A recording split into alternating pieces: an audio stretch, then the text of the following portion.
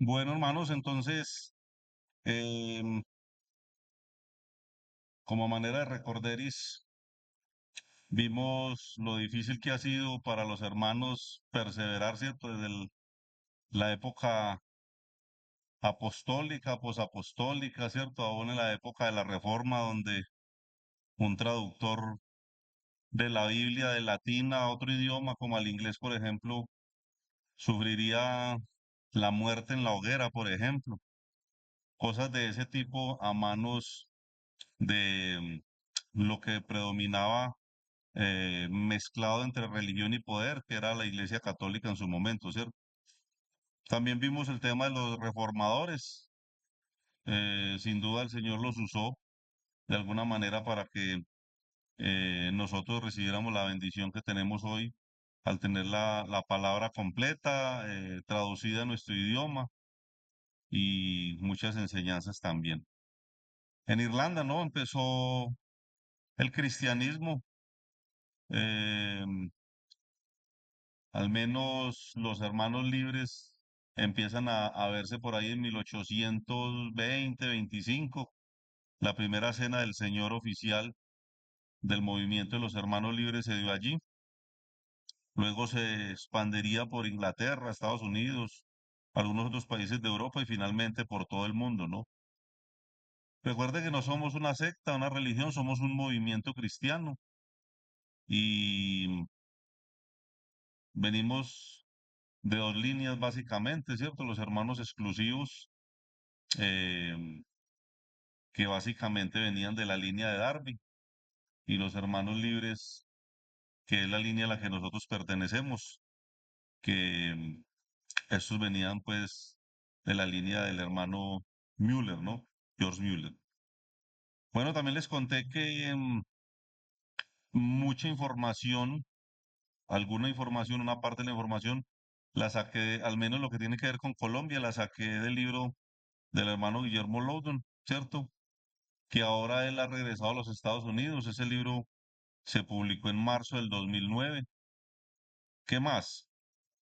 Eh, Pensar, hermanos, que muchas de las doctrinas que practicamos hoy no se conocían acá. Problemas hasta para los niños estudiar, para un matrimonio, todo tenía que ver con la Iglesia Católica. Cuando llegó, hermanos, el cristianismo, pues eh, fue importante para el país, pero también pienso en el movimiento, en los hermanos que llegaron y muchas de las doctrinas que practicamos hoy no las conocíamos, no sabíamos qué era eso, no se había interpretado a través de la palabra de Dios. Doctrinas como el rapto, como la Trinidad, la disciplina, la cena del Señor, la pluralidad de ancianos, el sacerdocio de cada individuo, de cada creyente. Todo eso, hermanos, son detalles que ellos nos enseñaron, muchas de las prácticas, y muchas de esas prácticas al día de hoy han sido adoptadas por algunas otras iglesias, como los bautistas, como algunos presbiterianos han adoptado muchas cosas de los hermanos libres.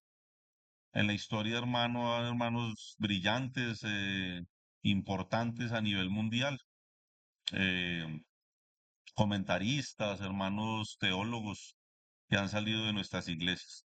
Pero pues hoy nos ocupa lo que tiene que ver con nuestro país, ¿cierto? Sin duda, hermanos, en estos recuentos hay detalles que se van a obviar y nombres de personas que seguramente son muy importantes, pero pues como digo, nos vamos a centrar en lo que tiene que ver más con nosotros acá. Difícil que se nombre cada detalle o cada persona, muy complicado, es algo muy panorámico, pero que creemos que es lo que debemos de mirar, ¿cierto? Entonces, bien, hermanos, llegamos a los hermanos John y Gail Thompson. Ellos, sin duda, muchos de nosotros los conocimos, ¿cierto? Eh, Llegaron con sus cuatro hijos, David, Peter, John y Ann. Llegaron a Bogotá en 1973, en diciembre. Ellos estudiaron español por unos meses y se trasladaron a Armenia en agosto de 1974. Cuenta, hermanos, el hermano Guillermo que inmediatamente empezaron a evangelizar eh, puerta a puerta, utilizando algunos estudios y bueno, dice que el Señor bendecía pues la obra y la asamblea empezó a funcionar oficialmente en agosto de 1975, ¿no? Armenia, estamos hablando de Armenia y de la gestión de, de, de los hermanos Thompson. Ahí hay una foto, más o menos se aprecia, ¿cierto? Algunos de los hijos conocidos. Vamos a contar un poco algunos detalles. La niña que ustedes ven ahí es la hermana Ann, la esposa de Jairo Gallo, ¿no? Que son pues bien conocidos por nosotros acá. Y bueno, eh, pero encontramos que en junio de 1976, em, Alan y Eunice llegaron con sus hijos también. em, Algunos de pronto no conocen al hermano Alan, pero yo sé que la mayoría sí, casi todos. La hermana Eunice fue su primera esposa. Y pues hermanos, tristemente, vamos a ver ahora algunos detalles de eso. La esposa de él murió. También de sus tres hijos, dos han partido con el Señor. Leoni, inicialmente, que era la hija menor del hermano, una hermana espectacular. Gracias al Señor tuve la oportunidad de conocerla, muchos de nosotros, ¿cierto? Sin duda. Y finalmente, hace unos años, el hermano Andrés también partió con el Señor. Bueno, por aquí tenemos al hermano Kevin, que es de ese linaje, por decirlo de alguna manera. Pero dice que estuvieron un tiempo aprendiendo el español, llegaron a Armenia y empezaron a visitar Pereira y Manizales, ¿cierto? Eh, Interesante que dice que desde 1977 viajaron, empezaron a viajar sin duda a Pereira, a estas ciudades como Sincelejo, Caucasia. Eh, Alguna vez hay una anécdota, esto es más adelante de esto. Mi papá a veces acompañaba a estos hermanos a sus viajes y el hermano Leonardo Paz tenía un Toyota cuando eso era nuevo, pero ahora es de esos viejísimos. Lo pasaba en dos canoas, pasaba al río para llegar al sitio donde iban a evangelizar. Era muy interesante porque pues era un gran riesgo porque arriesgar un vehículo así, pero la hora ya era difícil y tengo esa anécdota que mi papá contaba en algún tiempo, ¿no? Ahí en el 83 en Piamonte se formó una asamblea, ¿cierto? ¿Qué más? La actividad subversiva, ¿cierto? La delincuencia fue algo que realmente mm, hizo que la obra no avanzara mucho allí porque era complicado para ellos entrar a estos lugares y poder predicar el evangelio. Una foto de los hermanos ahí. El hermano Alan realmente estaba muy joven, y su esposa y sus tres hijos que nombrábamos hace un momento, ¿no? Bueno, muy bien. En mayo de 1977 comenzó a funcionar el orfanato, el refugio. Eso era en la finca del hermano John. Ahí estas dos familias tenían ese ministerio con niños abandonados. ¿Ellos qué hacían? Cuidaban los niños y los entregaban en adopción a hermanos cristianos. Dice que el Instituto Colombiano de Bienestar Familiar les concedió el privilegio de buscar personas colombianos extranjeros adecuadas. Bueno, tenían que cumplir unos requisitos. Eh, Algunos matrimonios cristianos adoptaron de estos niños de esos países, Canadá y Colombia especialmente. Bueno, y esto era algo legal que ellos tenían. eh, con el Instituto Colombiano de Bienestar Familiar. Era un ministerio que ellos tenían en su momento. Mm, la 52 dice que el primer niño adoptado fue Ricardo. Ricardo Thompson lo conocemos, ¿cierto? Estuvo aquí el domingo de conferencia hace poquitico. La hermana Gail lo adoptó, o los hermanos Thompson. Y dice, hay un dato aquí que me trae muchos recuerdos, que los dos únicos menores que no se dieron adopción fueron Jorge y Daniel.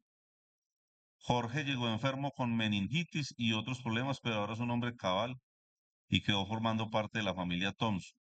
Lo conocemos, bueno, algunos de nosotros. Pero también habla de Daniel. Danielito, tuve la oportunidad de conocerlo. Dice que su desarrollo no era normal y los exámenes confirmaron que era microcéfalo. Vivió 10 años. Recuerdo mucho que la hermana Unice lo alimentaba por sondas, le metían unas sondas por la nariz y por ahí con una jeringa le metían todo líquido. Me acuerdo perfectamente de esa época. Hermanos, aquí hay unos datos que a mí me dejaron impactado porque para esa época yo tenía 4 años y yo me acuerdo de todo eso. Es muy extraño, me parece muy extraño. Yo le pregunto a mis hermanos que son mayores que yo y ellos no se acuerdan. Pero yo me acuerdo de Danielito perfectamente, era blanco, con unas cejas grandísimas. Él solamente miraba, sonreía con las personas, pero él solamente alcanzó a vivir 10 años. Ah, bueno, aquí dice eso, alimentado con sonda. Y después lo tuvieron que entregar porque necesitaba un cuidado especial y tuvieron que entregar al niño eh, hasta que él posteriormente murió, ¿cierto? Bueno, lo del hogar se acabó, algunos problemas ahí, pero sin duda el propósito principal era mm, proclamar el evangelio y estas cosas de alguna manera desvían, aunque son seguramente para el Señor son importantes, pero pues es más que todo una obra social eh, y terminaron pues como acabando, ¿cierto? Con esta obra allí. El lugar quedó sirviendo para campamentos. Tuve la oportunidad también de niño de ir a un campamento allí, cuando la finca quedaba a las salidas de Armenia y de Montenegro. ¿Qué más? Y llegamos, la asamblea de Pereira, hay un dato ahí, ¿no? Muy bien. Ahí nos vamos a detener un poquito porque hay mucha información. Dice que fue formada el 8 de marzo de 1981, con 7 creyentes recién convertidos. Inicialmente, hermanos, las reuniones se hacían en la casa de una tal hermana Carmen. ¿Quién la recuerda? Las más viejitas, vea, los más viejitos. Y obviamente, pues ella es la abuela de la hermana Angélica y la bisabuela de Melanie, ¿cierto? Ya hace muchos años, y la tatarabuela de Matías, o sea que hay 4 generaciones ahí hasta el día de hoy, ahí, ¿cierto?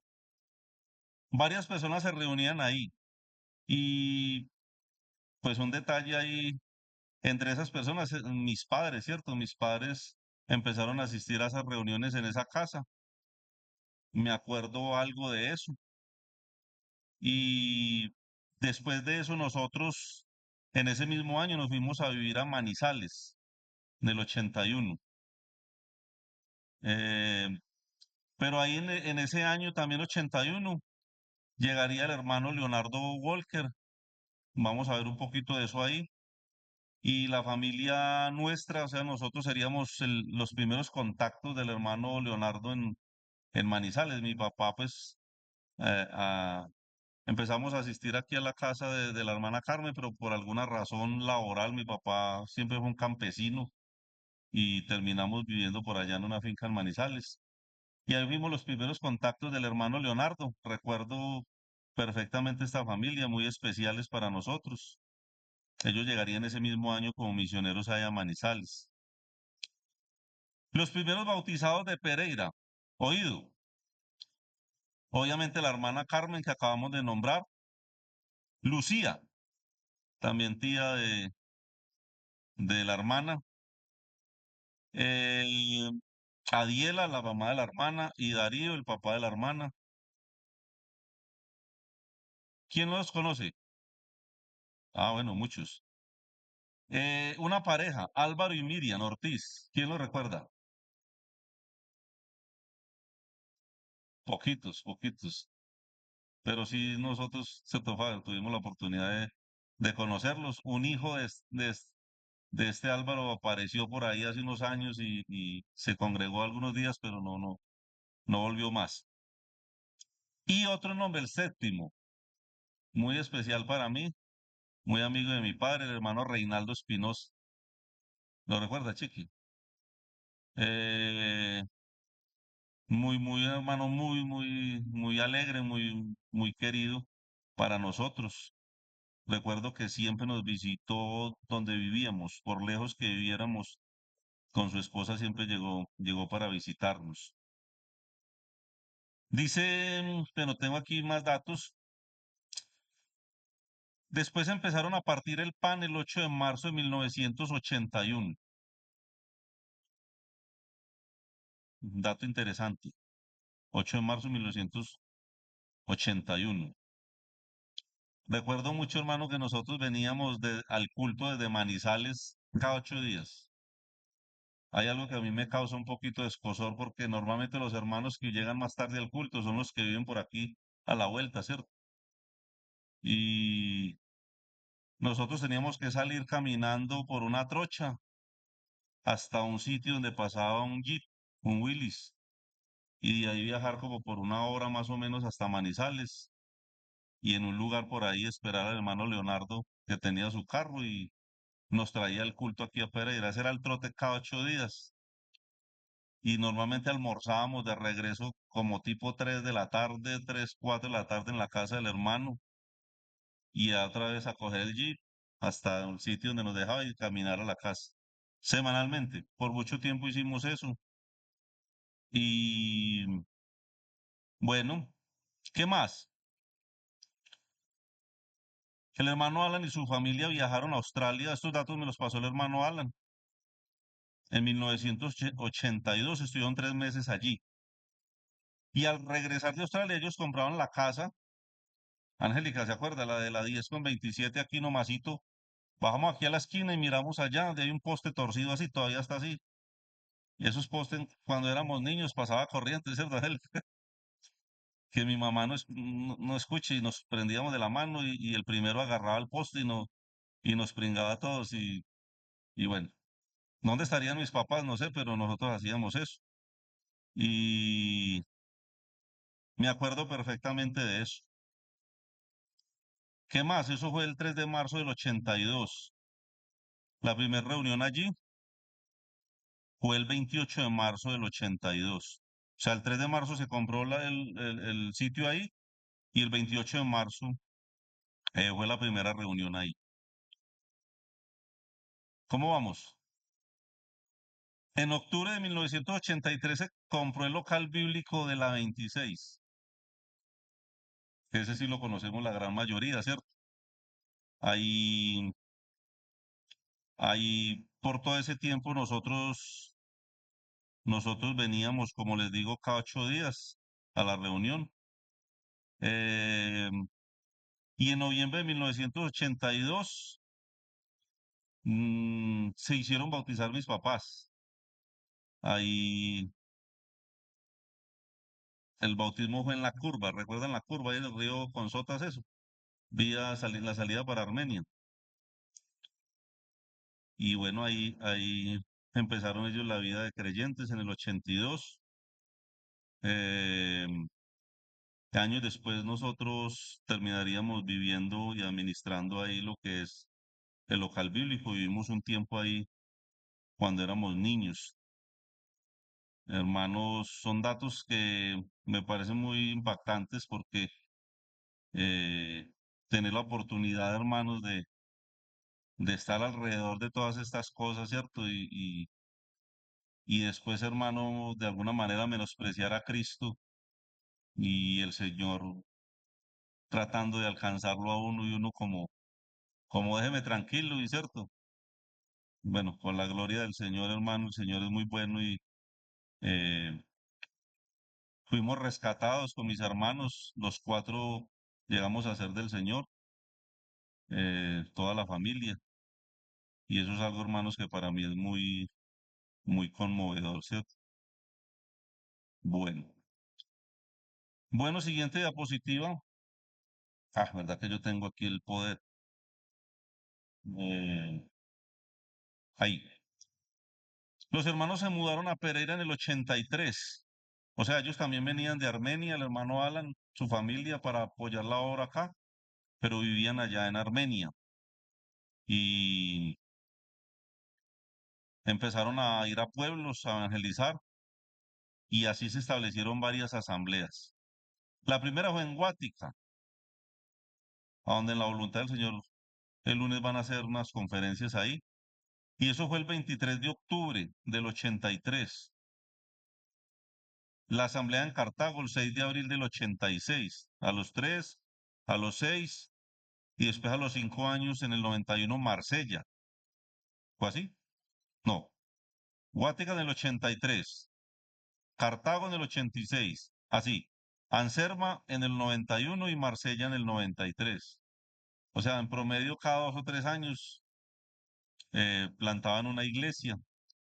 Hermanos, realmente el trabajo que estos hermanos han realizado es muy, muy ejemplar, eh, de mucha dedicación, lo han entregado todo por el Señor. Eh, Oramos por los hermanos que todavía quedan en el país, son muy pocos. Mm, el trabajo incansable del hermano Alan, hermanos, para nosotros es de mucho ánimo. El aporte que le ha dado a las asambleas de esta región, pero lamentablemente muchos de estos locales, la mayoría están desaparecidos hoy en día. Eh, Pienso que la falta de compromiso y los malos testimonios le hicieron un gran daño a la obra. Tuve la oportunidad de conocer todos estos locales, algunos están todavía, Guática y Anserma prácticamente también muy, muy, muy diezmada la congregación ahí. Marsella desapareció, Cartago desapareció, y hermanos, lamentable que nosotros los nacionales no hayamos, hermano, entendido, ¿cierto? La responsabilidad que tenemos nosotros, porque lo que yo veo en la palabra es que recibimos y lo que recibimos, ¿qué hacemos? Lo transmitimos a otros. Y de esa manera el Evangelio llegaría a muchas personas, el trabajo debía de ser mucho mejor y lastimosamente pues estamos un poco estancados, ¿cierto? Obviamente el Señor nos ha ido mostrando los últimos años que tiene que haber un despertar diferente, ¿cierto? Para que la palabra del Señor llegue a más personas. El Señor dijo, recibiréis poder. Dijo, id a todas las naciones. Y ese id habla de un desplazamiento, de caminar, de llegar a otros lugares. También el Señor dijo, rogad al Señor de la mies para que envíe obreros a su mies. La mies es de Él, los obreros son de Él, la obra es de Él y nosotros simplemente debemos de disponernos para servirles. La carpa. ¿Quién estuvo alguna vez en esa carpa? Neji. No, ellos la movían por todo el sector, por toda la región. Yo estuve alguna vez, pero no me acuerdo ahora mismo en qué ciudad. Estuve en esa, creo que en Manizales. Y no estuve allí, pero una anécdota, alguna vez, me imagino que católicos o no sé, delincuencia, trataron de incendiarla, le echaron como algo y después le tiraron como un fósforo. Pero esa sorpresa se llevaron porque esa carpa fue comprada al ejército de los Estados Unidos y era antiflama, o sea, no se incendiaba. Pero esa anécdota la cuentan los hermanos, ¿no? ¿Qué más?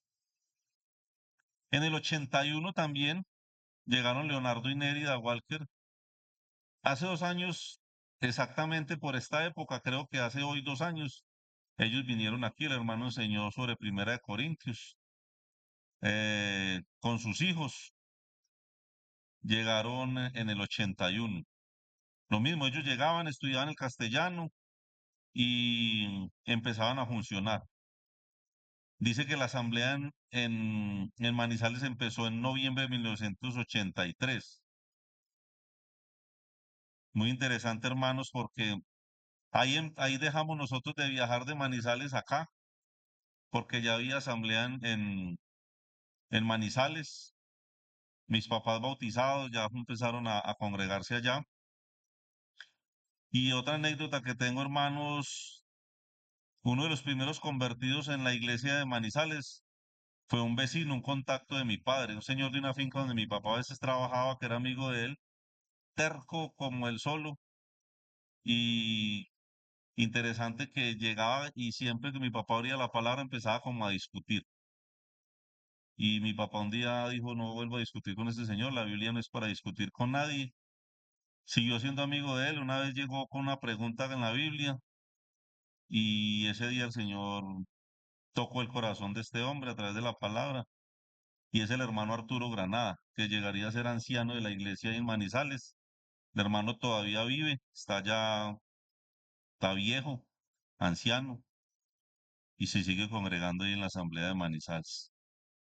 Daticos que están ahí, hermanos, y que uno a veces no se imagina que cómo el Señor obra, ¿cierto? En abril del 85 llegaron Eduardo y Ruth Smith, también de Australia, los hijos también, eh, 3 hijos, 4 hijos, dos jovencitas, un muchacho y un niño. También estudiaron español en Manizales y este hermano terminaría sirviendo en Sincelejo.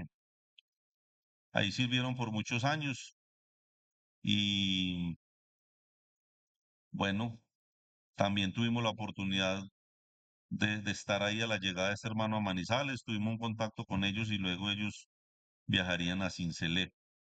Ahora el hermano Eduardo, bueno, ahorita seguramente vamos a hablar algo de eso.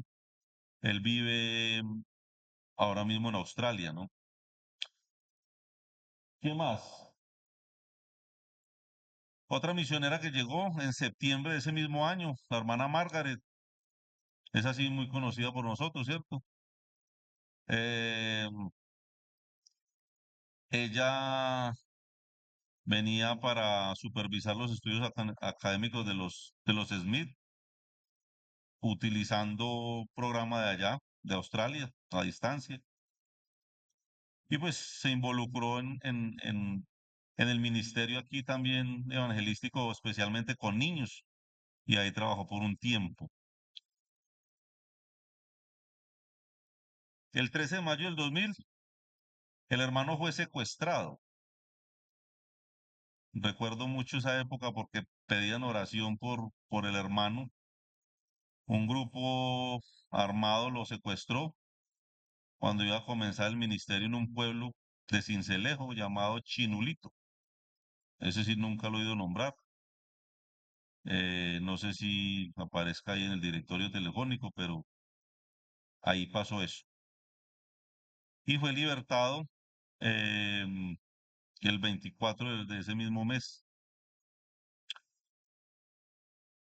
A raíz de ese problema, ellos se mudaron a Venezuela y el hermano estuvo muchos años ahí en Venezuela hasta que finalmente regresó a Australia. ¿Qué más?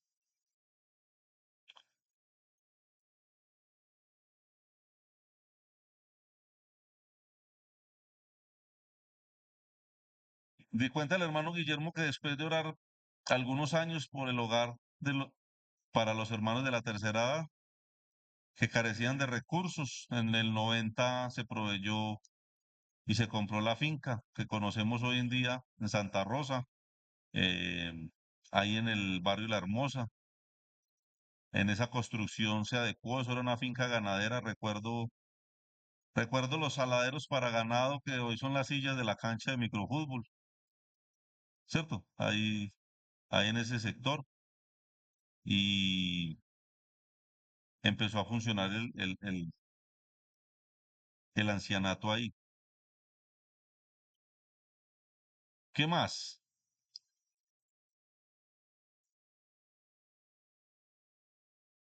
Bueno, el hermano muestra como la distribución del lugar, los dormitorios, mm, donde se empezó a predicar el evangelio en el sector, hubo la conversión de algunas personas que fueron bautizados ahí, y ahí empezó la asamblea en Santa Rosa, en agosto del 2001, y Darío y Adiela empezaron a administrar ahí lo que era el ancianato y pues la finca como tal, de una manera muy especial además. Y ese ancianato funcionó por algunos años ahí hasta enero del 2018. Las grandes, los grandes requerimientos gubernamentales para una obra, hermanos, que prácticamente sobrevivía solo por la gracia de Dios, terminó acabando con el hogar.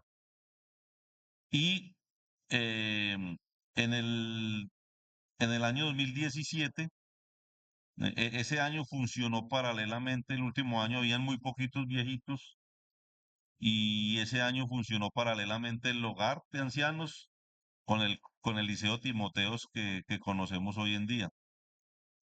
¿Cuántos niños arrancaron a estudiar en Timoteos? 4 niños. Y ahora hay alrededor de 140 niños y 9 grados, hasta séptimo y los de transición y prejardín creo que son los otros dos.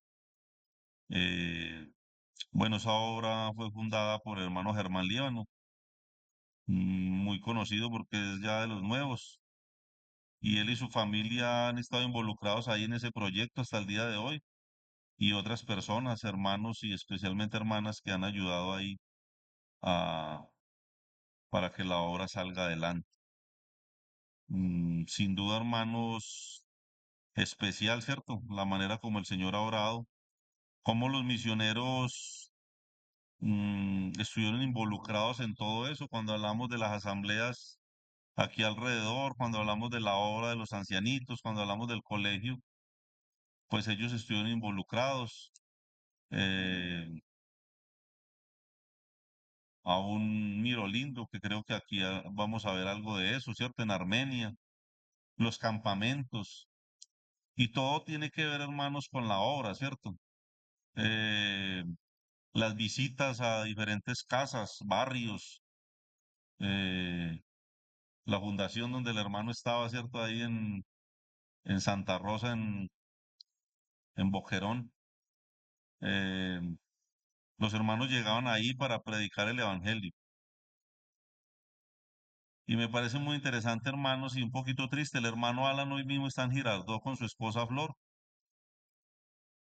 Cumplió 88 años en julio y obviamente es una edad complicada, problemas de salud, la fuerza empieza a faltar. Pero como decía ahora, hermano, sin duda sus hermanos no ven el arranque de nosotros y tienen que arrancar por allá a trabajar. Y es que, hermanos, el peso por la obra y las convicciones, sin duda que él tiene por la obra, el amor que tiene por la obra, no le han dejado como retirar tranquilamente.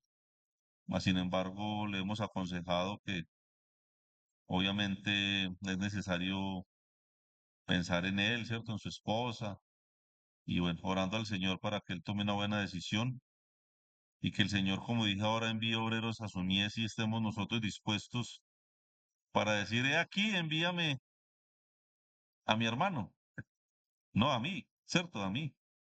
Y ojalá seamos esos que estemos dispuestos, hermanos, para proclamar el Evangelio de Cristo, ¿no? Bueno, habla del crecimiento de la asamblea en Armenia. Eh, allí empezó a funcionar otra asamblea y en el 84 se inauguró. Hubo distanciamiento inicialmente entre esas dos iglesias que hoy está superado en estos últimos años. Habla de la iglesia con la que tenemos más comunión en el día de hoy, la iglesia de Armenia Parque Cafetero, y nombra pues los hermanos que son ancianos desde esa época, el hermano Fernando Sáenz y Julián Rodríguez, conocidísimos de nosotros, ¿cierto? Obviamente muy allegados a nosotros, y de esa manera pues ellos también se han movido ahí, Calarcá, ¿cierto? Ahora mismo tienen, tienen una obra también en La Tebaida, en Montenegro, en Circasia, donde trabajan con niños y, y se predica el evangelio en estos lugares, ¿cierto? Ya que de alguna manera hay hermanos que están funcionando y gloria al Señor por eso, ¿cierto? Bueno, cuenta en el 97 el hermano John em, tuvo el privilegio de tener el lugar en Mirolindo para preparar predicadores, para predicar hombres y mujeres que le sirvieran al Señor. Y ahí compraron ese lugar donde funcionó hasta el 2001. 95 personas estuvieron ahí capacitándose. Varios hermanos que conocemos, el hermano Samuel Sánchez, el hermano Germán Liévano, el hermano Jairo Gallo, bueno, muchísimos hermanos que conozco estuvieron ahí en ese instituto donde realmente fue muy provechoso para ellos. Son hermanos que eh, la mayoría aprovecharon esta estadía allí, algunos sirven todavía al Señor y no solamente les enseñaban la parte teológica, sino les enseñaban panadería, culinaria, costura, música, soldadura, electricidad, porque pues una de las razones es porque el obrero debe estar preparado también para, para suplir sus propias necesidades, ¿cierto? El apóstol Pablo decía que estas manos me son suficientes, útiles, necesarias para conseguir lo que necesito, aunque también la Biblia habla de la dignidad del obrero y el sostenimiento para este, ¿cierto? Sin duda no lo podemos negar, pero ahí los preparaban, digamos, de una manera muy integral, ¿no? Bueno, en el 87 murió John Junior de 18 años. Recuerdo mucho también la noticia que llegó a todos lados de las asambleas, muchacho joven, muy joven, en un accidente de tránsito, una muerte instantánea, ¿cierto? Fue un golpe difícil para el hermano John en su momento. ¿Qué más?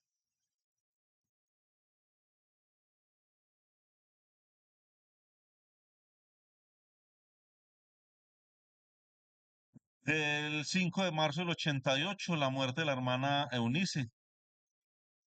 Ella tenía un cáncer y, bueno, partió con el Señor. Y como a los 2 años larguitos, el hermano Alan terminaría casándose con Margaret, eh, que posteriormente también falleció. Vamos a ver algo de eso ahora también. Eh, Recuerdo muy bien que estaba enfermita ya la hermana cuando hubo un paseo de toda la asamblea a la finca donde nosotros vivíamos en Altagracia. Ahí ella llegó ya enfermita, se quedó en la casa y los demás se fueron para un río. ¿Se acuerda de la culebra, no? las hermanas van al baño y en un aguado había una culebra gigante, ¿cierto? Ahí enroscada. Eh, Son anécdotas ahí que quedan a lo largo de la historia. Entonces, sí, la hermana murió entonces en el año 88. Y en el año 2001, eh, el hermano John Thompson fallece, un infarto, antes de empezar la enseñanza. Eh, el hermano termina muriendo ahí, en ese lugar. Dice que escribía un mensaje semanal durante el año 95 en el periódico La Crónica y estuvo predicando en emisoras locales también, el Evangelio de Juan. Y cuentan los hermanos que él llegó, caminó un pedazo como de la carretera para subir al salón principal. Este hermano fue un deportista profesional, perteneció a la selección de atletismo de su país, caminaba, trotaba, pero un día salió a mirar unas cosas y subió, era un trayecto corto, y me mostraron los hermanos por donde se desplazó. Y entró y los muchachos estaban ahí estudiando en el salón él entró y él hablaba duro y era, cierto, muy efusivo el hombre. Les hizo una pregunta, les va a poner una tarea, ¿qué significa tal un pasaje bíblico? Ellos siguen ahí estudiando, apuntaron seguramente la pregunta, se fue y al momentico salieron con él, eh, ya grave, y, y murió en ese día.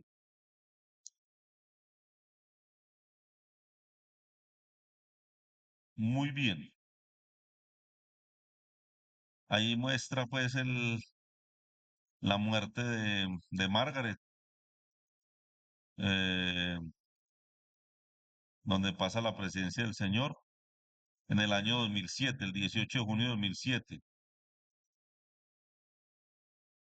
Bueno, ya había viajado a Australia, pero pues no pudo regresar más acá, sino que partió la presencia del Señor estando allí en Australia. Seguimos. Em, Johnny Anna y Annie Baker de Nueva Zelanda. Ellos llegaron en septiembre del 98, 2003. Visitaban asambleas de Cincelejo y Caucasia, perdón, Manizales, Líbano, Pau, Armenia, Pereira y Santa Rosa. Personalmente no los recuerdo, pero sí sé quiénes son. He tenido pues noticia de ellos, pero no los recuerdo, haberlos conocido cara a cara, no los recuerdo, pero sí tengo pues noticias que se movieron por ahí. Por... ¿Los conocen o no? Por esta zona. Muy bien.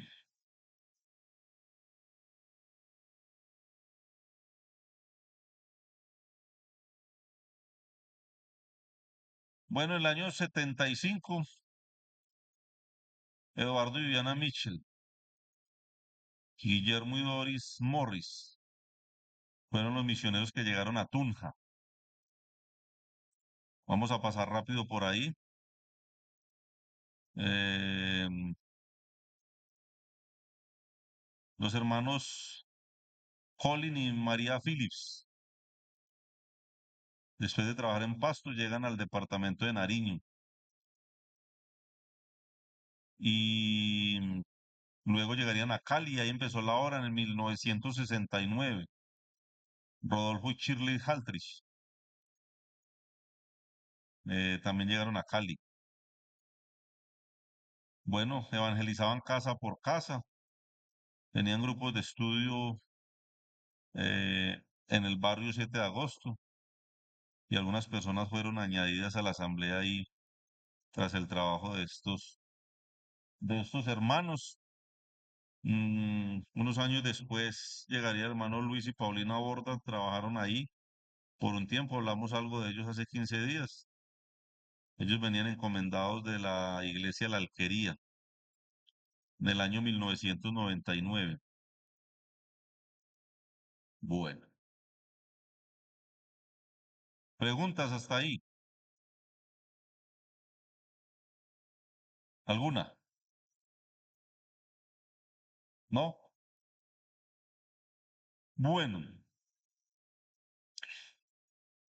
dice que en la actualidad, para cuando el hermano escribió el libro, habían 22 hermanos en la comunión en el año 2007. Sé que hay más hermanos el día de hoy. ¿Cierto, Faber? Bueno. Y de ahí también salió otra iglesia que se reúne en otro lugar, eh, en otro grupo que hay en la ciudad de Cali. ¿Qué más? Tuluá.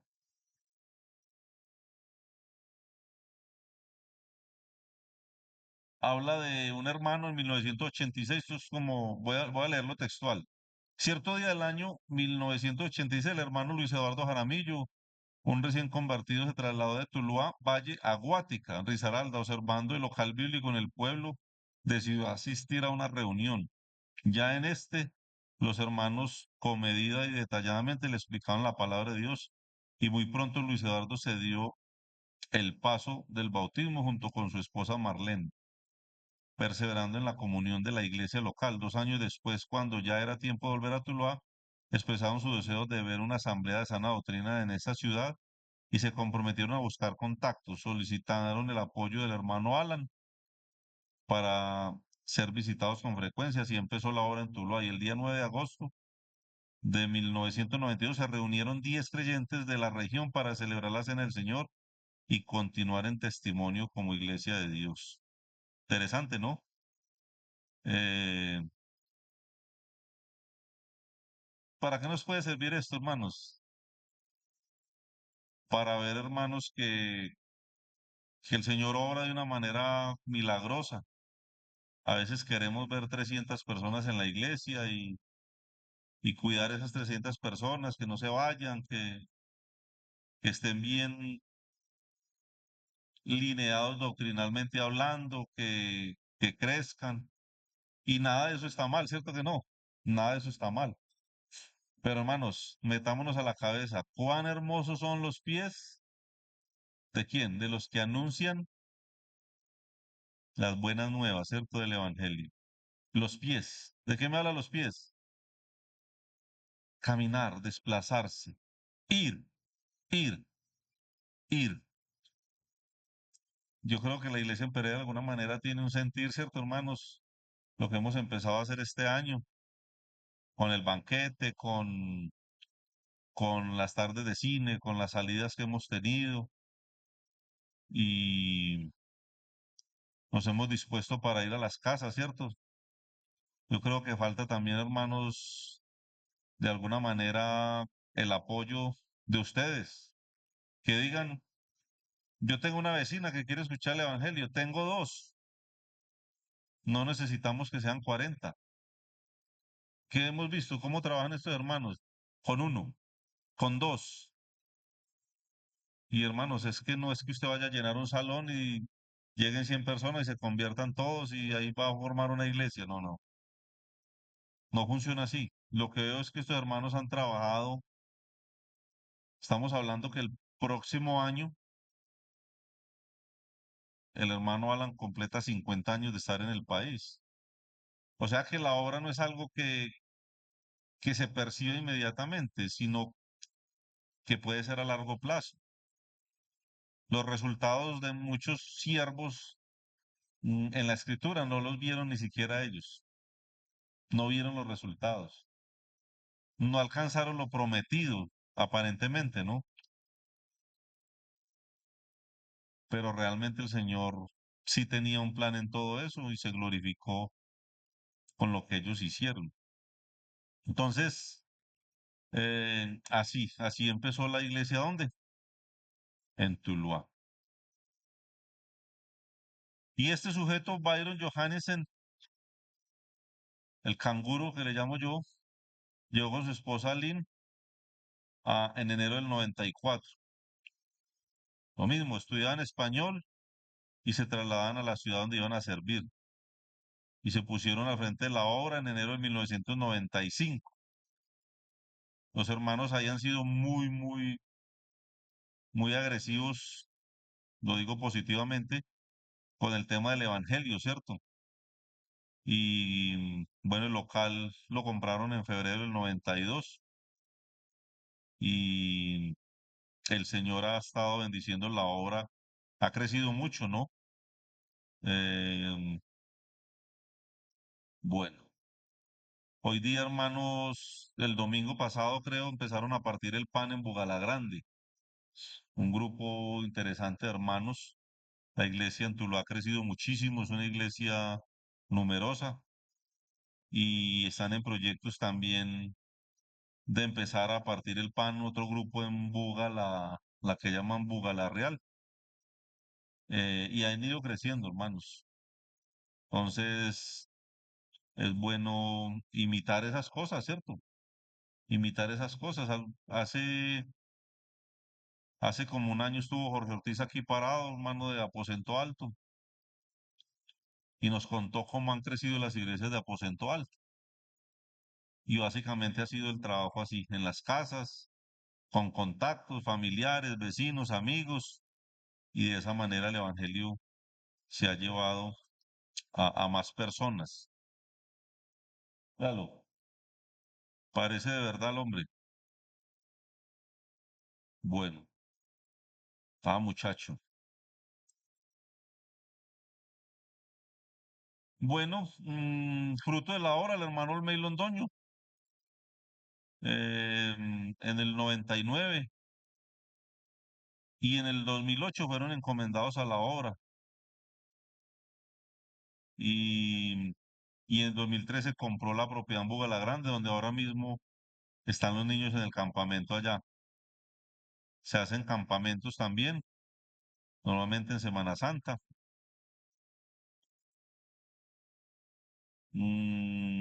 Nombra también a Samuel Sánchez, el hijo de Saúl, y a Lisa, hija de Byron, quienes también fueron encomendados en el 2008 a la obra del Señor, y ahí ellos desde esa época han estado ahí en la finca y sirviendo también con los institutos bíblicos y los campamentos, y bueno, seguramente en otras áreas allá más localmente, ¿no? Hermanos que conocemos perfectamente bien y que el Señor ha usado ahí de una manera especial. ¿Cansados? Los veo como dormidos. ¿Descansamos un poquito? ¿Seguimos? ¿Qué quieren? ¿Ah? ¿Chichi? ¿Cómo así? ¡Ay! Quedó grabado. Muy bien. Descansemos entonces un recesito ahí, tomamos agüita, eh, porque no nos cabe más nada después de lo que nos dieron ahora. Entonces, ahí, paremos un momentito. Continuamos entonces, después de la pausa. Hermanos, de pronto parece un poquito tedioso, pero eso es lo que hay en la historia. Y la Biblia tiene libros históricos. Hechos es un libro histórico, ¿o no? Y obviamente pues está inspirado por Dios y todas estas cosas que sucedieron son de bendición. Sí, hermano, dígame.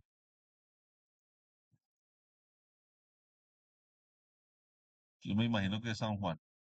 No, pero aquí por de Santa Cecilia para allá, en el plan, no sé. Ponto ahí en un mapa o algo, pero no, no pasa nada. Eh, la historia, hermanos, se cuenta y deja cosas muy interesantes, ¿no? Deja cosas muy interesantes. Eh, ante todo el ejemplo de todos estos hermanos, para mí, hermanos, dejar un país lleno de comodidades, vamos a ver algo más de eso a continuación, con una cultura muy diferente, con una condición social em, mucho mejor que la nuestra, porque la mayoría de hermanos vinieron de Australia, Nueva Zelanda, Estados Unidos, Canadá, eh, países hermanos que pues nos llevan muchísimo en organización, ¿cierto? Y en la parte económica. Y llegar a un país como estos en una época donde la violencia, hermanos, y la delincuencia eh, reinaba, bueno, todavía lo hace, pero para ellos fue algo muy, muy extraño. Cargar esa carpa, hermanos, decía el militar que se necesita perrenque, ¿cierto? Personas para mover esa carpa y para armarla y desarmarla. Hermanos, eso tiene que hablarnos a nosotros de que alguna vez decía la iglesia que nosotros tomamos la actitud de Jonás, porque el Señor ya nos ha mostrado qué hacer, ¿sí o no? Nos ha dicho qué hacer, ¿sí o no? Dígame, hermana.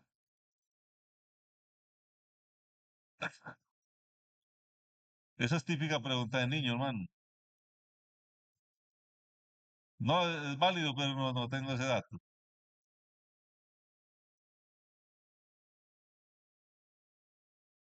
Papá, ¿y por qué mi hermano nació primero que yo?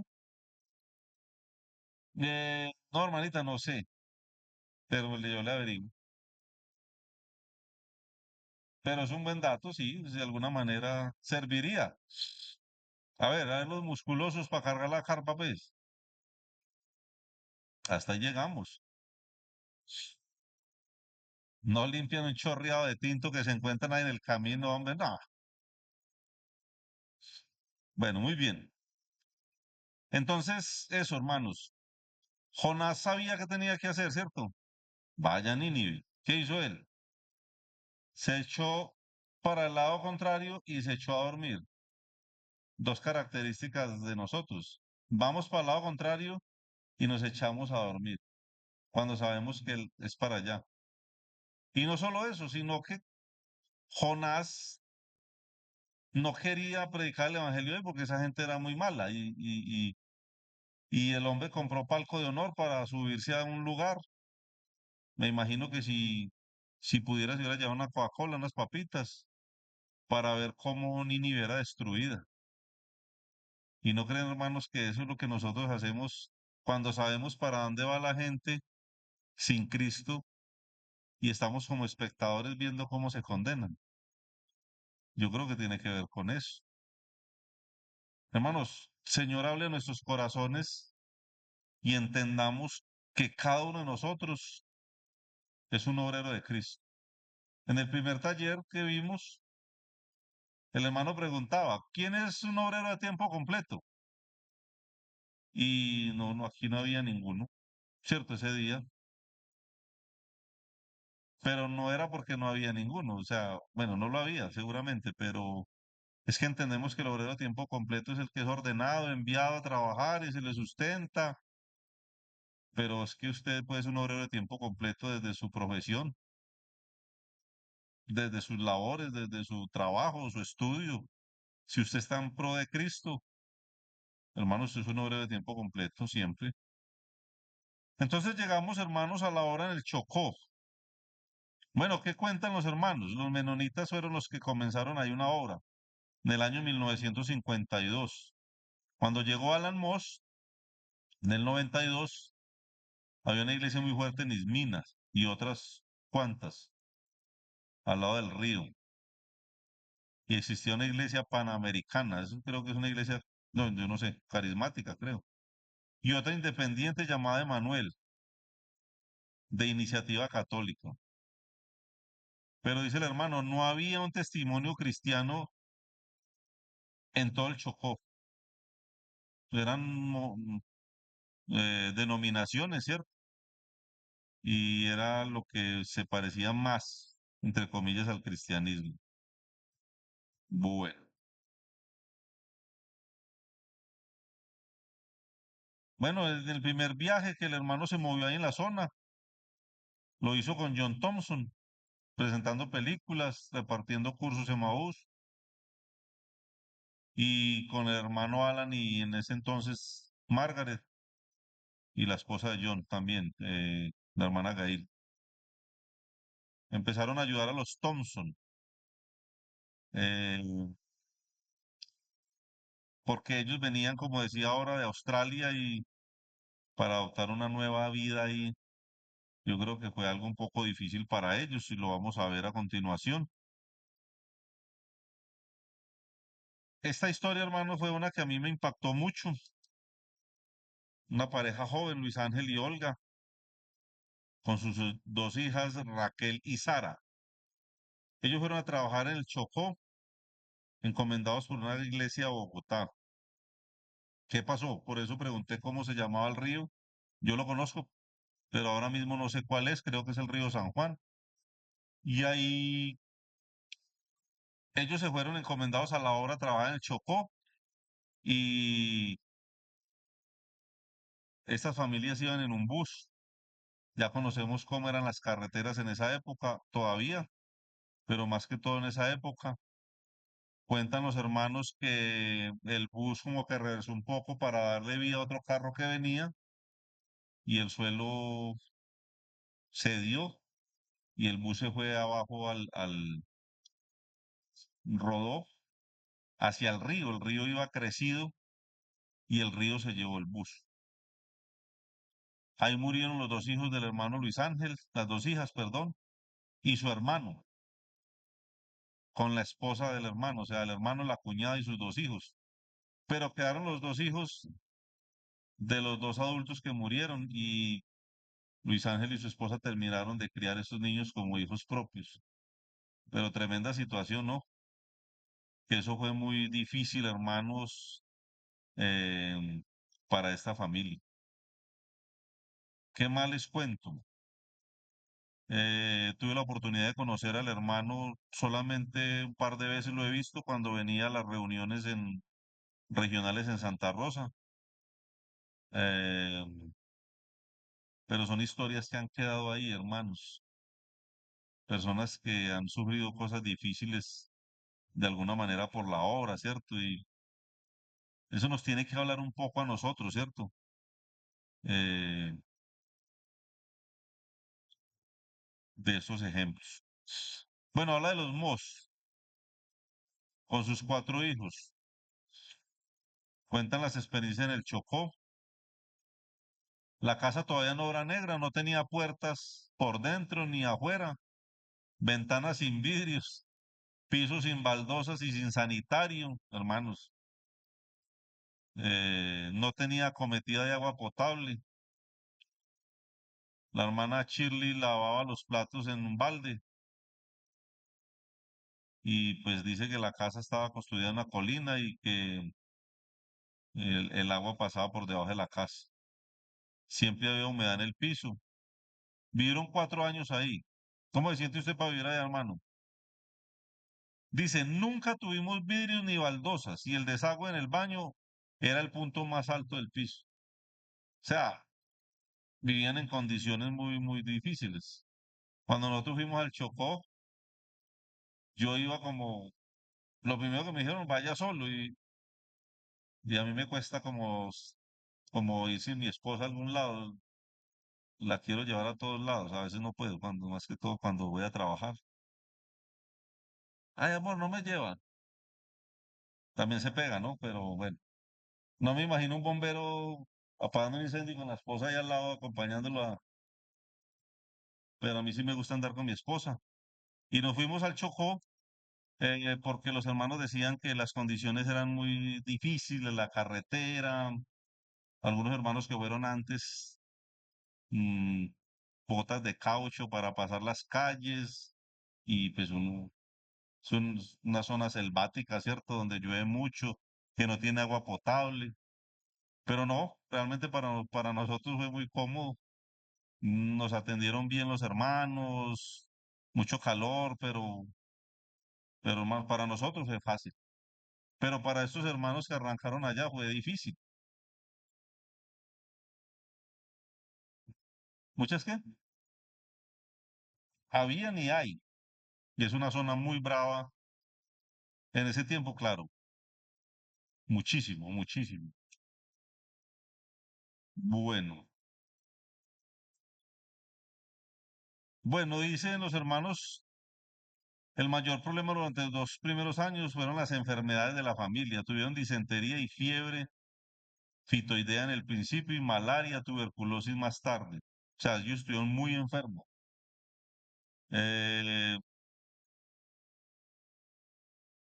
la falta, ¿cierto?, de educación, las personas no saben leer y escribir, y pues eso hizo muy difícil el poder enseñar las escrituras. Fue una tarea ardua, de mucha paciencia, ¿no? ¿Qué dice yo?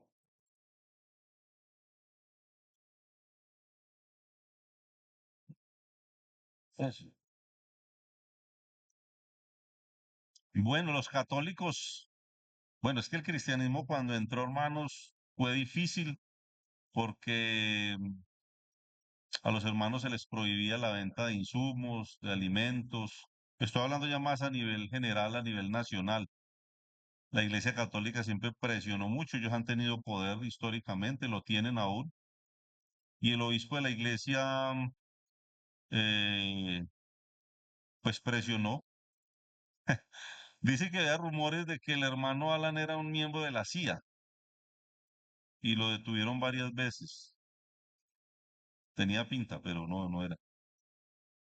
Eh, ¿Qué más? Que había rumores que eran mormones, entonces que si una mujer quería ser cristiana tendría que dormir con el pastor. Así son los mormones. Yo no sabía eso. Vea pues. Em, Finalmente el obispo también lo hicieron volar de allá a la guerrilla. Eso es lo que cuenta la historia de los hermanos.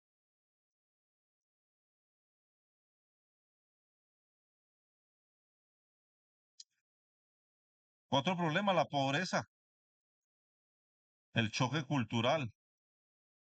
Hermanos, nosotros tradicionalmente el cristiano es estimado, no estimado, sino es, coma, timado o engañado o burlado.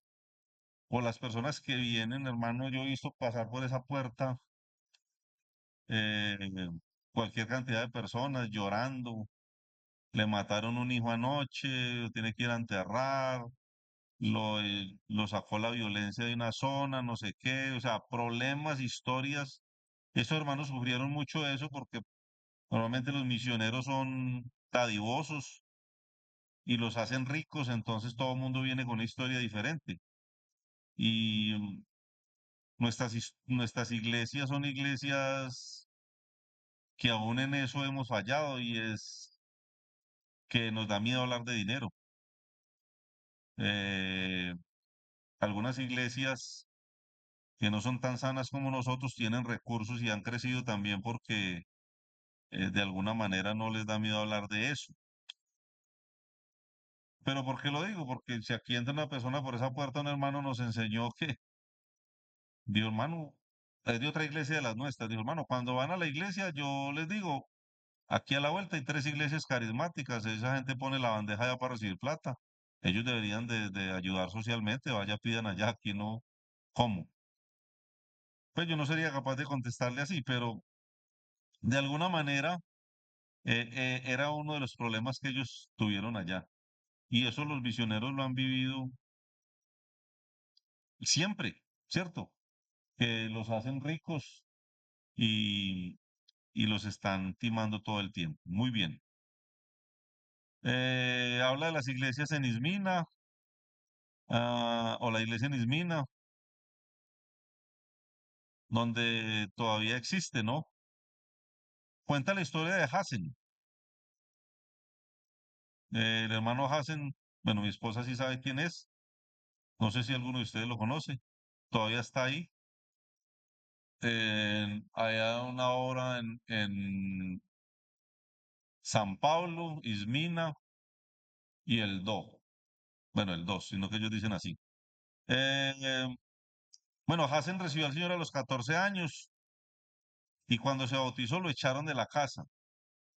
Terminó, no, después viajó a Medellín, estuvo un tiempo ahí en Río Negro, Jafet, que también terminó viviendo en Medellín. Como de los jóvenes que más se destacaron ahí. Y, y esos hermanos lo nombraron a ellos. Pero Hassen ahorita mismo está allá en el Chocó. Bueno, la guerra que mi hermana nombraba fue difícil ahí entre la guerrilla y el paramilitarismo. Lo que tengo entendido es que del lado del río para acá es de unos y del lado del río para allá es de otros. Y así funciona la situación allá. Eh, Ellos tuvieron que salir en agosto del 2000 por eso. Y ahí fue donde ellos se trasladaron a Medellín, donde yo conté hace 15 días que la iglesia tuvo un crecimiento muy especial ahí. Y en el 2006 ellos regresaron a Australia y ahí están en este momento. ¿Hay alguna anécdota? ¿Cuenta algún hermano que en esa época difícil ahí de esos grupos delictivos, el mismo gobernador le advirtió al hermano que abandonara el Chocó, porque había información que era objetivo militar, como dicen aquí los militares? La respuesta del hermano es que dijo, el Señor me trajo aquí y el Señor me lleva de aquí. Y es interesante, hermano, que eh, la esposa enfermó gravemente y obviamente las condiciones allí para la atención médica no son las mejores. Él tuvo que salir y fue el método que el Señor utilizó para librarlo de algo peor, ¿cierto? Pero bueno, apreciamos mucho lo que los hermanos hicieron ahí y los que hicieron en otros lados. Sí, ahora mismo está el hermano José Moreno, conocidísimo de nosotros, ¿cierto? Pues al menos de los varones lo encontramos cada año ahí en Santa Rosa. También ha estado aquí congregándose. Su esposa Enid, también ella es una hermana muy valiosa que se mueve ahí eh, en la obra con las damas, con los niños. Y pues el hermano ha perseverado ahí. La situación doctrinal ahí es un poquito complicada porque no hay varones. Cuando fuimos, ¿cierto? O sea, eran puras mujeres y dos hombres ahí ministrando, un poquito complicado, pero bueno, voy a leer esto textual. Dice, 20 siglos han pasado desde que el Señor Jesucristo vino a este mundo, según sus propias palabras, a salvar lo que se había perdido. Mateo 18:11. Y muchos hemos sido salvos gracias a la misericordia divina, a la predicación de algún discípulo, pero muchos millones aún están perdidos.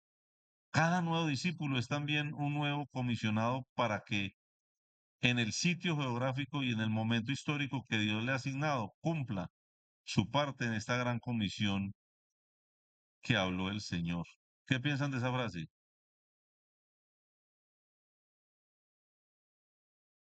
Dice el hermano Guillermo que hay más, para esa época que él escribió el libro, más de 200 iglesias conformadas en Colombia de los Hermanos Libres. Y bueno, realmente estamos hablando de 50 y tantos años de historia del cristianismo aquí, al menos de los Hermanos Libres. Mm, 200 iglesias para esa época en todo el país es poquito. Eso en países como Honduras, bueno, ellos nos llevan como 50 años de historia, ¿cierto? Especialmente en República Dominicana. Son países más pequeños y tienen, uf, ya no recuerdo el número, pero es una locura. O sea, ¿qué nos dice estos datos, hermanos? ¿Tiene que ser un gringo para predicar el evangelio? ¿Tiene que tener ojos azules o tiene que hablar raro?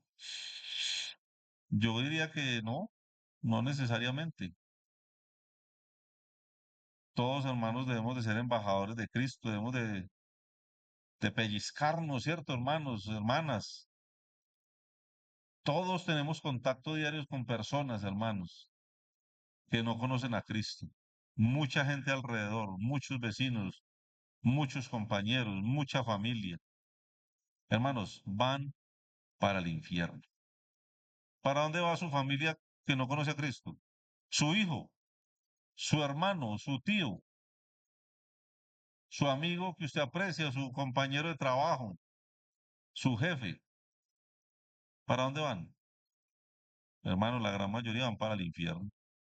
Eso no nos dice nada, no nos provoca nada. Estaba haciendo el recuento, hermanos, y los hermanos que nombré, al menos los que yo conozco, John Thompson murió, el hermano Leonardo regresó a Australia, ahora mismo está en Brisbane, eh, el hermano Dardo Smith también regresó, el hermano Guillermo Loudon regresó, eh, Carlos Lehmann murió, bueno, o sea, Ricardo Yarral regresó, Alan Moss regresó. Sin duda hablamos de lo que nos toca más a nosotros. También tenemos los hermanos del Centro Bíblico que no recuerdo el año, no lo sé, en que ellos también empezaron a funcionar, pero los misioneros se pueden contar, ¿cierto? Yo recuerdo que estén por aquí. Tenemos al hermano Alan todavía funcionando, gracias al Señor. Oremos por él, por su salud, por su esposa. Al hermano Byron, no sé, no recuerdo más. No es que no hay, ¿cierto? Seguramente habrá algún hillo por ahí, pero no hay muchos. De alguna manera no han vuelto. Hicieron la hora y no han vuelto. ¿Y por qué? ¿Por qué no han vuelto?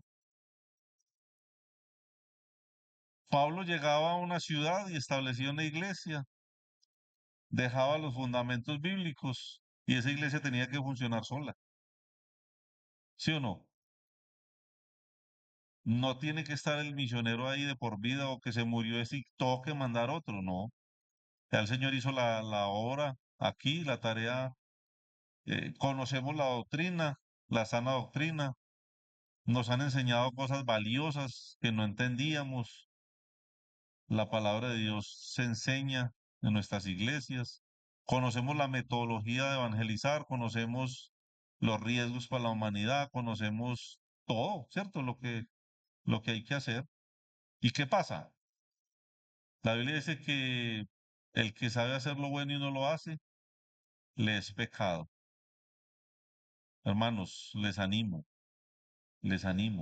y me animo a mí mismo para que estemos en pro, hermanos, de predicar el evangelio, de llevar el evangelio a las almas perdidas.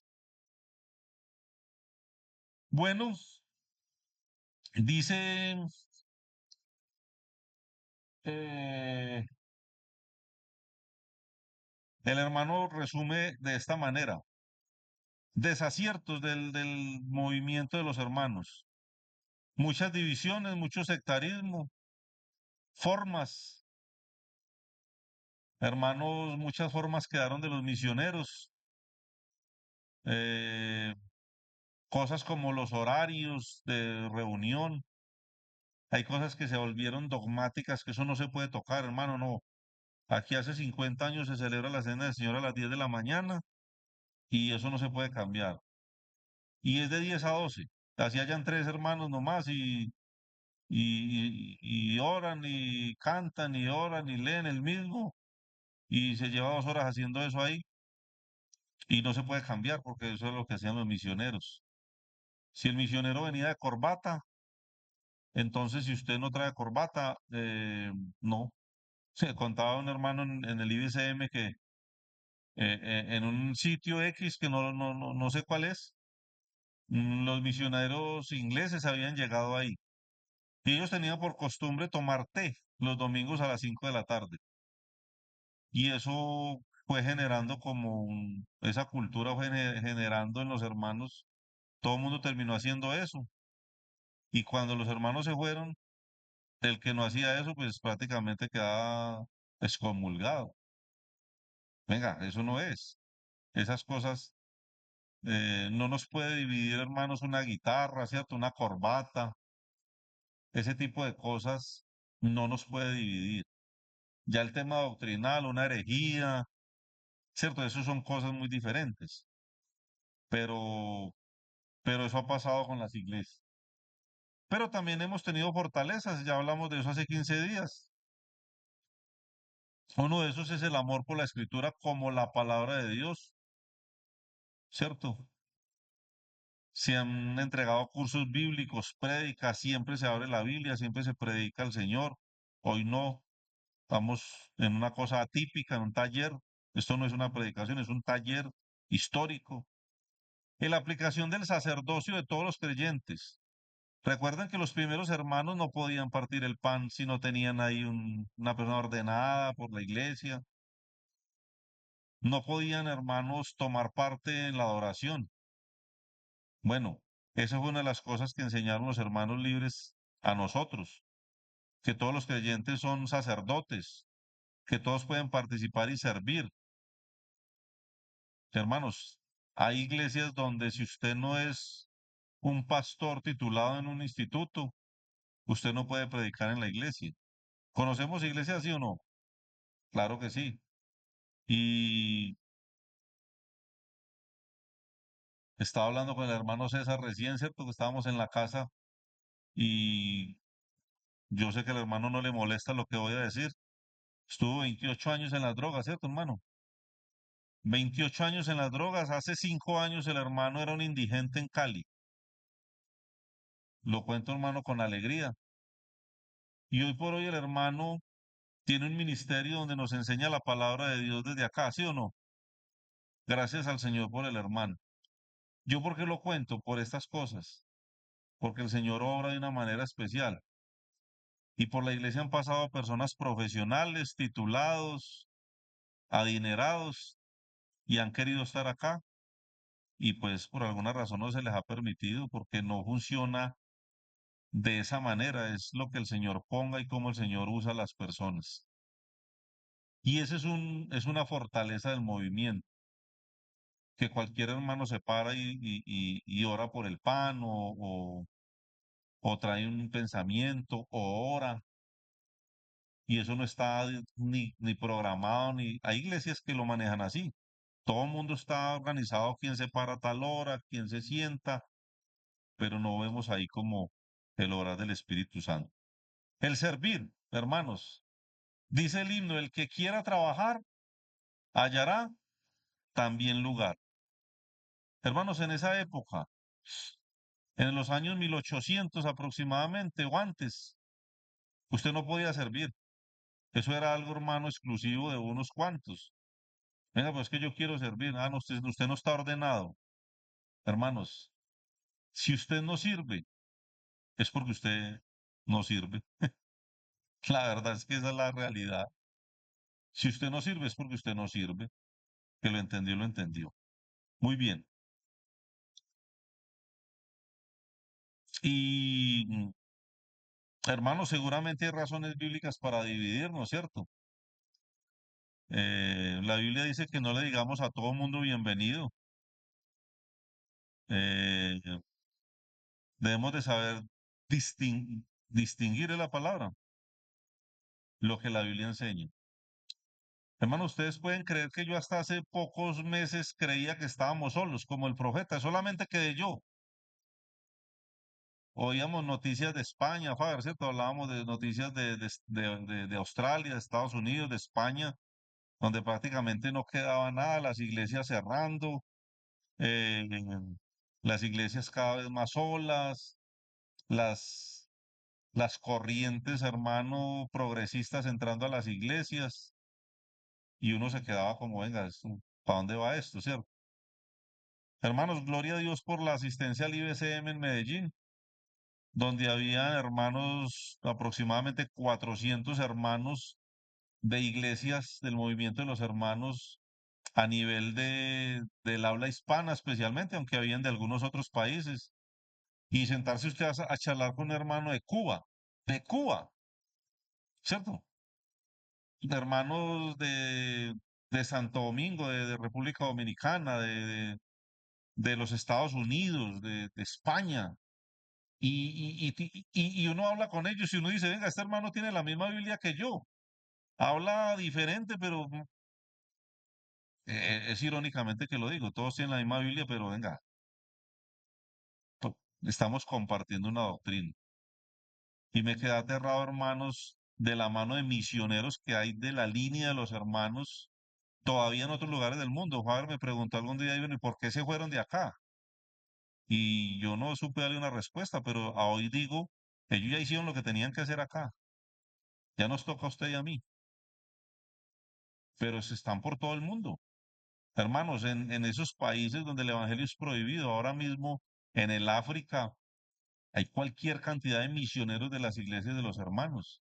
No estamos solos, hermanos, no somos los únicos, no, ¿cierto? Hay gente funcionando a nivel del mundo predicando el evangelio. Hermanos, tenemos una tarea acá, porque ¿qué va a pasar con la ciudad de Pereira, hermano, en 10, 20, 30 años en cuanto al evangelio? ¿Va a desaparecer? Nuestros hijos están escuchando el evangelio de labios de nosotros, lo están oyendo, lo están viendo en nuestras vidas. Yo creo que básicamente eso es lo que, lo que sigue, ¿no? Bueno, muy bien.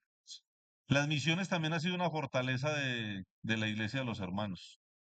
Misioneros se han movido por todo el mundo y han entregado algunos sus vidas por la obra.